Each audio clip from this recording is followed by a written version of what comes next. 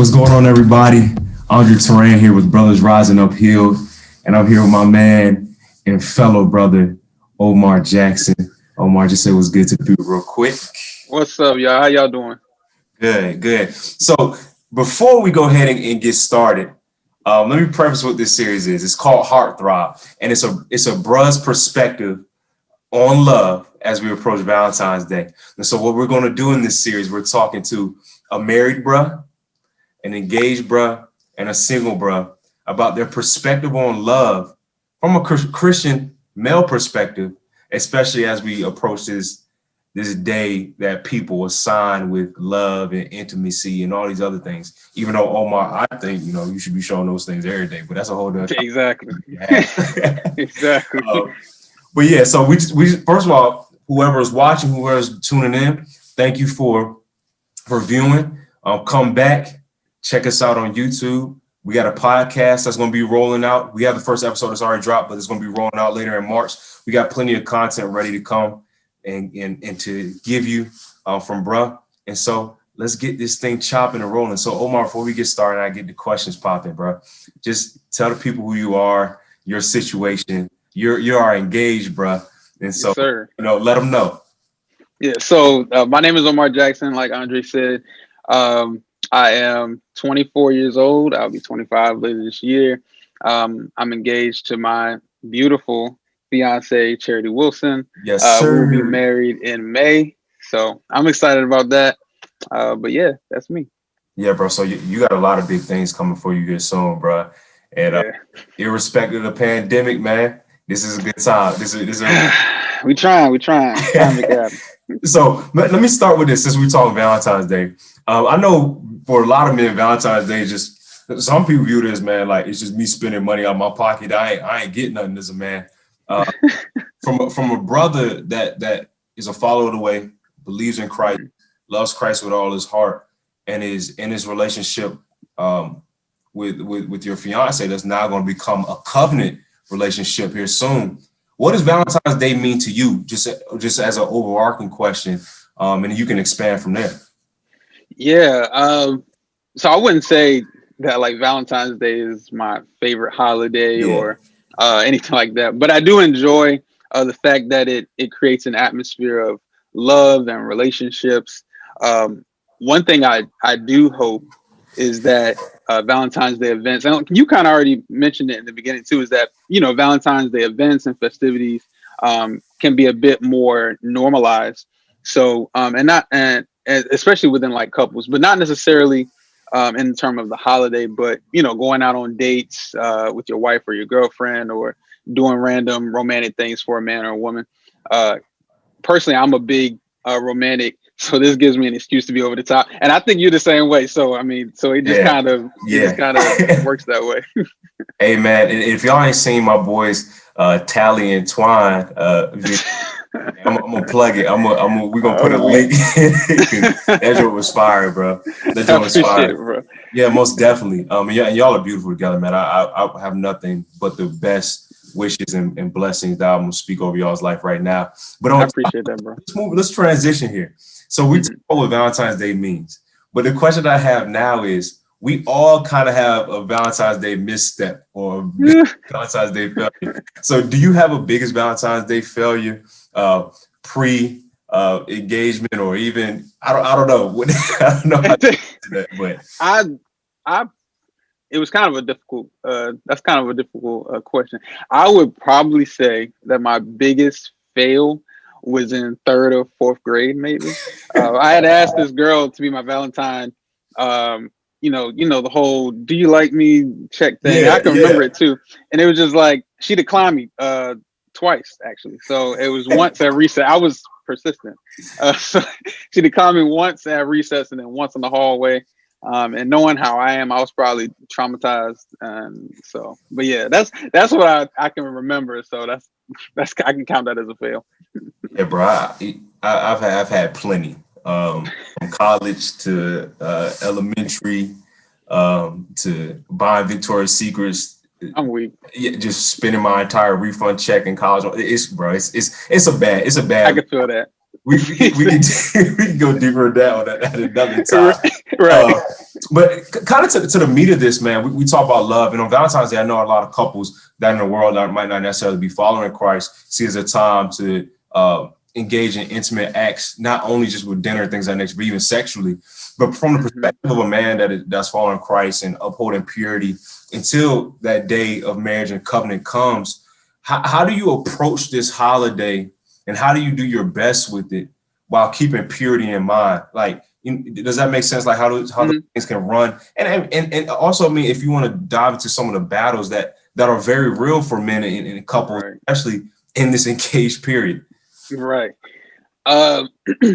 Honestly, nowadays, my fiance and I are not extremely pressed about Valentine's Day as we used to be anyway.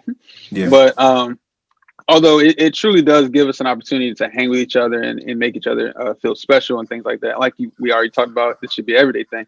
However, I will say that while you are not, married and you're in this engaged position like me, you have to be cautious with the signals that you give on Valentine's Day, because society gives implications of Valentine's Day and expectations that we as Christians should be mindful of. So while we want to make this holiday romantic and fun, at the same time, we are still called to be holy and to represent God through this as well. So as an engaged man, I'm always mindful of my implications and my boundaries during this time. And only by God's grace, me and my fiance have we been completely celibate for our entire relationship. That's what's up, almost 5 years now. So purity is obviously very important to us individually and as a couple as well. And as you know, I'm very adamant about plugging this book, The Wait by Devon Franklin makes good. Yeah. It is a very good book. Like I said, me and Charity, we read this book before we even started dating, and it's literally been foundational. Another book that I've recently read, maybe within the past last year, but Relational Intelligence by Darius Daniels. That's a great book as well, and that's not even specifically to like romantic relationships, but that goes for anything. And I think it's very important and necessary for this generation in terms of relationships with friends, with partners, with bosses, and so on, with family members, so on and so forth. So I know I kind of veered off there, but no, I mean, I think that's very important because I like the idea you talk about implications, because there's certain assumptions that come with different things, because we talk about connotative and denotative meaning of things. And naturally, when we're coming out of the world, when we're coming out of sin, some of the things that the world has told us that, hey, these are traditional norms. Yeah. And especially from a God's perspective of this holiday, because if you want to be real, I mean, you look at this holiday as, okay, I'm going to take her out, treat her good, spend on her. And it actually becomes transactional, because in your head, you're like, and I'm going to get you some too. Like that very much used to be the crown on top of the day for us. That, hey, like, I'm gonna take my girl out, I'm gonna treat her well, and even if she ain't my girl, you know what I'm saying? I know how this night gonna end for me, but that's a different. We're in a different position. I'm saying that kind of naturally flows into my next question. Before you became a believer, and I'm talking about like actually walking out on your own, not like, following Christ on details of your parents. You know what I'm saying? Like actually your own relation of life. What was love? How did you define love? And how has that shifted and changed now when you look at it from a biblical perspective? Yeah, so I grew up in church. So I believe that I was always aware of an agape or Christ-like love.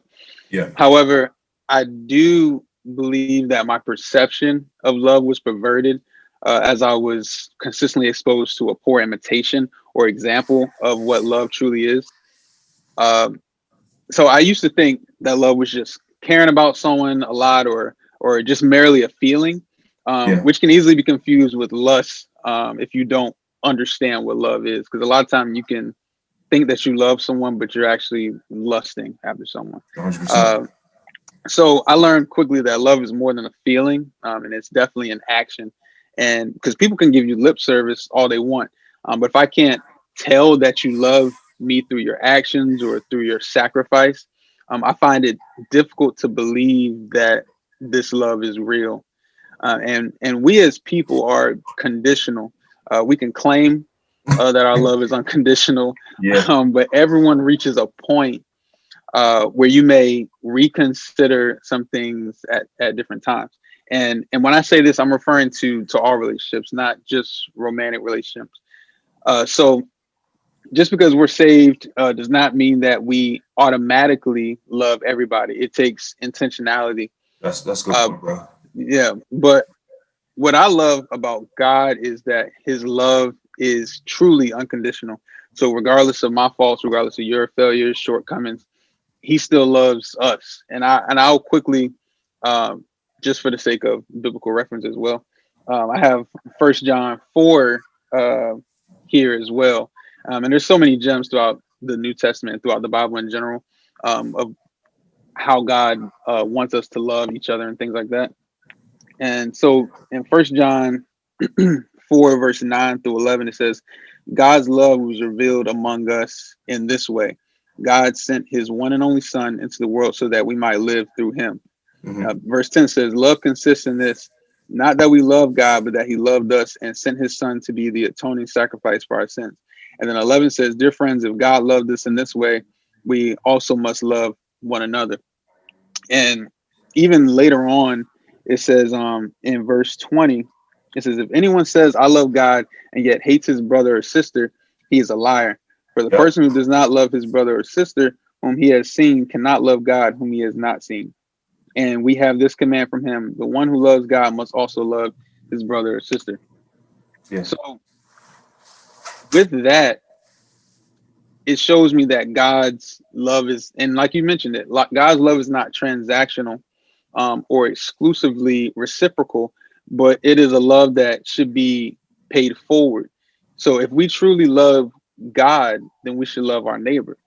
So with my understanding of love now, ultimately, through this concept of agape or Christ-like love, is that I now have the ability to see if you truly love me by the way that you love other people. That's good. So if someone tells you that they love you, but you want to know if it's real, I say to watch how they love other people, and I'll give you your answer honestly. So that's pretty much how I look at That's solid, love man. now. Is, you know what I'm saying? How are you That's loving other solid. people? Because you can give me that lip service all day, but like I said, God said, if you love me, then I need you to love others. But if you're not loving others, but you claim you love me, I don't believe it. That's solid. Hey, y'all heard it, man. I mean, think about that, man. Just to close, think about that. Like, we have a barometer, we have a standard. We have a standard. If Christ can get on a cross and do these things, like, what always blows my mind is like how a deity decide to wrap himself in imperfection. Someone who's perfect wraps himself in imperfection to show that he loves us and to save our life. And then from there, he decides, hey, this is the model of love, to have a sacrificial, have his actionary.